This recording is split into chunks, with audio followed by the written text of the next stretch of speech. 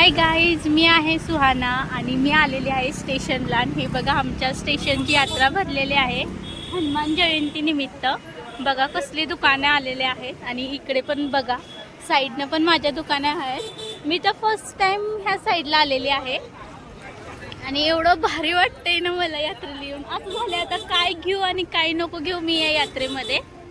तरी पण मी असं काही सजेस्ट करून नव्हते आली की मला यात्रा आहे. ॲक्च्युली मला माहितीच नव्हतं. मी स्वतः इथं शॉक झाले. सो मी आता बघते मला काय काय चांगलं वाटतंय ते मी घेते. तुम्हालाही कमेंट्स करून सांगते मी यात्रेमध्ये काय काय घेतलं ते. ही बघा आमच्या स्टेशनची यात्रा.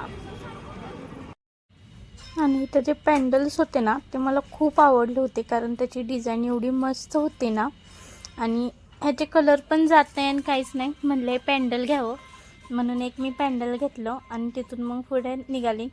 पुढे बघत की कोणती दुकानं आलेत काय काय आलेत, कारण मला माहीतच नव्हते कोणती कोणती दुकानं आहेत. सो मी पुन्हा निघाले दुकानं बघायला. आणि बघा साईडनं कशी चप्पल, परत ते हातात ती मेहंदी काढतात बघा तसले दुकानं, खेळण्याची दुकानं, काही पण घ्या 10 रुपयाला.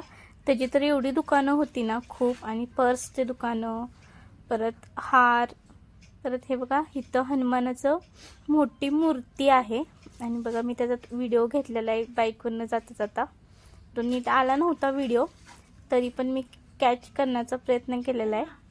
आणि इथे बघा किती गर्दी झालेली आहे आणि दुकाने लावण्याची सगळ्याची तयारी चालू आहे, कारण संध्याकाळच्या टायमिंगला एवढं भयानक गर्दी होती ना की माणसांना टाईमच भेटत नाही दुकानं लावायला. सो त्यांची 4 वाजता सुरुवात झाली होती दुकाने लावायला आणि संध्याकाळचा 4 वाजता टायमिंग होता. सो कोणाकोणाची दुकाने लावायची चालू होती, कोणी यात्रेमध्ये येत होतं, सगळ्यांचं काही ना काही चालूच होतं. आणि बघा इथं कशी दुकाने लावायची चालवली आहेत. मग तसेच मी परत म्हटलं आता चला बस झालं यात्रेत फिरायचं, कारण घरून फोन पण भरपूर येत होते की कधी येणार आहेस काय.